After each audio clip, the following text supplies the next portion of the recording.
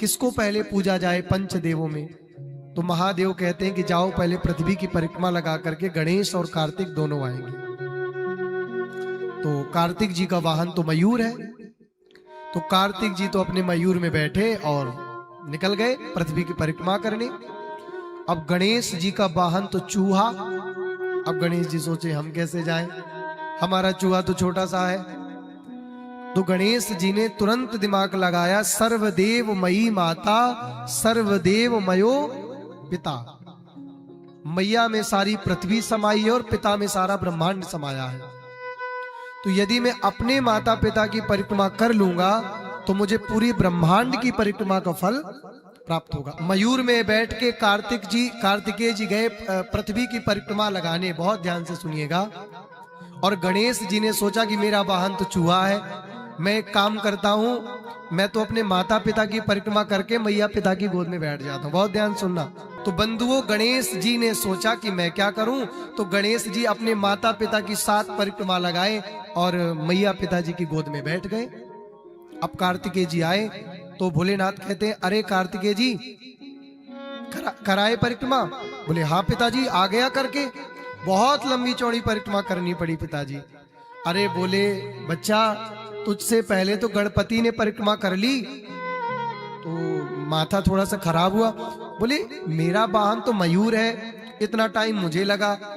इस गणेश का वाहन तो चूहा है, ये इतनी जल्दी कैसे आ गया? अरे बोले कार्तिकेय जी, इसने तो हमारी परिक्रमा कर ली और बैठ गया। अब तो सब देवताओं ने निर्णय कर दिया कि प्रथम पूज्य तो गणेश जी को बनाया जाएगा। अब कार्तिकेय जी नाराज हो गए। तो कार्तिकेय जी ने एक छोटा सा प्रहार हाथ में लिया और गणेश जी के ऊपर छोड़ दिया, और वो प्रहार गया गणेश जी के सीधे दांत में लग गया। तो गणेश जी का एक दांत टूट गया। तभी से गणेश जी का नाम पड़ गया एक दंत दयावंत चार भुजाधारी, माथे सिंदूर सोहे मूस की। तब से गणेश जी का नाम क्या पड़ गया? एक दंत टूट गया। तभी से इनको बनाया गया बुद्धि के दाता, सब वेदों के ज्ञाता, तुम्हें वंदना। प्रथम पूज्य किसे बनाया गया बंधुओं? बोलिएगा जरा, मुझे बताइए किसे बनाया? गणेश जी महाराज को। अब गणेश जी महाराज की जो पूजा करते हैं, जो प्रथम पूज्य हैं हमारे, सबसे पहले पूजा होती है तो गणेश जी की होती है। गौरी गणेश गणपति महाराज, कोई भी पूजा हो। अभी आपने देखा कि दीपावली आके गई, तो दीपावली क्यों मनाई जाती है? बोले दीपावली से पहले माता लक्ष्मी अमृत कलश से निकलने से पूर्व समुद्र से प्रकटी है, तो लक्ष्मी नारायण की पूजा होनी चाहिए ना। गणेश जी की पूजा क्यों की जाती है? लक्ष्मी गणेश की पूजा इसलिए की जाती है क्योंकि आज भोलेनाथ ने गणपति जी को प्रथम पूज्य बना दिया। प्रथम पूज्य है, बुद्धि के दाता है, सब वेदों के ज्ञाता है। इसीलिए सनातन में कोई भी पूजा हो सबसे पहले गौरी गणेश ही बैठाए जाते हैं। प्रेम से बोले गणपति बप्पा मोरिया, मंगल मूर्ति मोरिया, गणपति बप्पा मोरिया। और मुंबई वालों के तो बहुत फेवरेट है गणेश जी, सिद्धि विनायक। अब गणेश जी की विशेषता क्या है ये मैं आज सुनाता हूं, बहुत ध्यान से सुनिए। आपने देखा होगा गणेश जी के विशेषता आपको पता है? गणेश जी की नाक लंबी है, लेकिन गणेश जी का मुख दिखाई नहीं पड़ता। बोलिएगा हाँ या ना? गणेश जी का मुख दिखाई देता? जल्दी नहीं दिखाई देता। नाक लंबी दिखाई देती, सूंड, लेकिन मुख नहीं दिखाई देता। गणेश जी कहते हैं अपनी नाक जैसे जिसे बचाना है तो नाक की रक्षा तो करिए। नाक यदि कट गई संसार में तो नहीं चलेगा, लेकिन ज्यादा बक बक ना करिए, समय समय पर बोलिए, ज्यादा से ज्यादा शांत रहिए। गणेश जी शिक्षा दे रहे हैं, शांत रहिए। क्या कहते हैं गणेश जी? शांत रहिए। क्यों शांत रहिए?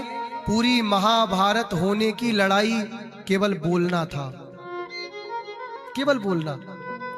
अगर द्रौपदी ये ना कहती कि अंधों के अंधे होते हैं तो महाभारत शायद ना होता। बताइएगा श्रीमान जी, होता? जब द्रौपदी ने कह दिया कि अंधों के अंधे होते हैं तो भैया दुशासन से दुर्योधन कहता है ले आओ इसको, भरी सभा पे इसकी साड़ी खींचो। महाभारत होने की वजह क्या बनी? बेवजह बोलना। गणेश जी कहते हैं बक बक बक बक नहीं करते रहना चाहिए, जब काम पड़े तब बोलिए। मौनम आस्ताम मौने चा कलहो नास्ती।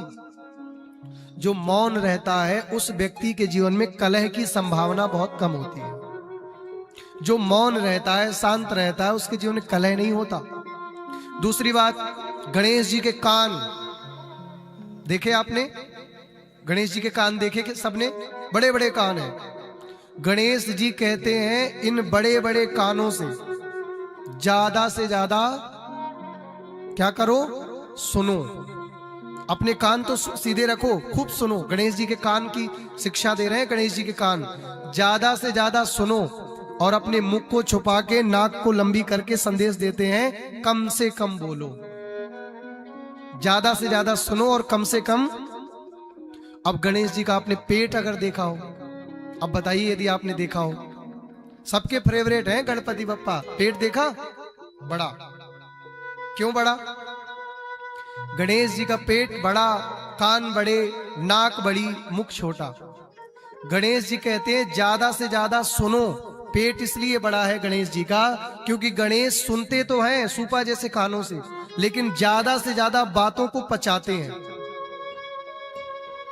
ज्यादा से ज्यादा पचाते हैं, बोलते नहीं हैं। इसलिए गणपति बप्पा का पेट बड़ा है। आजकल लोग इसलिए ज्यादा से ज्यादा सुनिए और पेट को पचाइए, बातें पचाइए, कहिए मत। हो सकता है जिस व्यक्ति से जिस समय आप जो बात कह रहे हैं, एक बार 24 घंटे में सरस्वती सबकी जिह्वा पर आती है। बताइएगा हाँ जी या ना जी? सबके जिह्वा पर 24 आवर्स में एक बार अनिल जी सरस्वती आती है। इसीलिए कहते हैं बात संभाल के बोलिए, बात के हाथ न पाओ।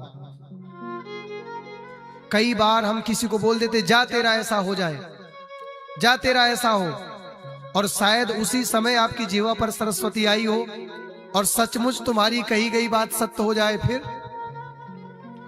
इसलिए गणेश जी शिक्षा दे रहे हैं कि बात बात पर ज्यादा बोलने की आवश्यकता नहीं है। बोलिए तो मीठा बोलिए, काम पड़े, तेजी बोलना पड़े, कुछ ऐसा कहना पड़े तो ही बोलो, बाकी बेवजह बकबक करके अपनी एनर्जी वेस्ट मत किया करिए।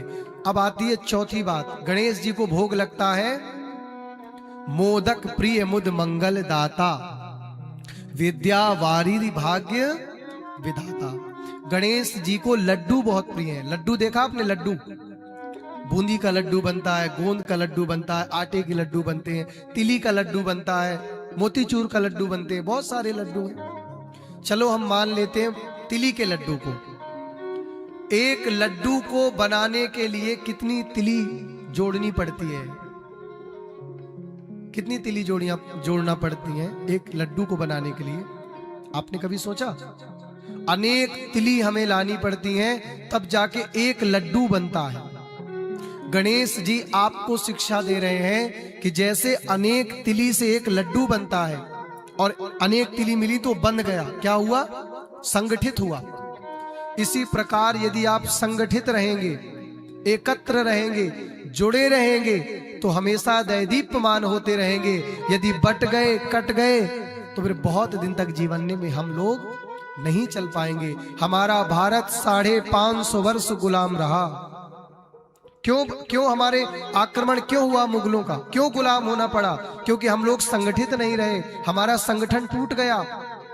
आज के लोग कहते हैं कि अनेक मुस्लिम भाई हमारे दुश्मन है, लेकिन सच्ची बताऊं तो अगर हिंदू का कोई दुश्मन है तो हिंदू ही है। आपस में आपस को खाए जा रहे हैं और कोई हमारा दुश्मन नहीं है।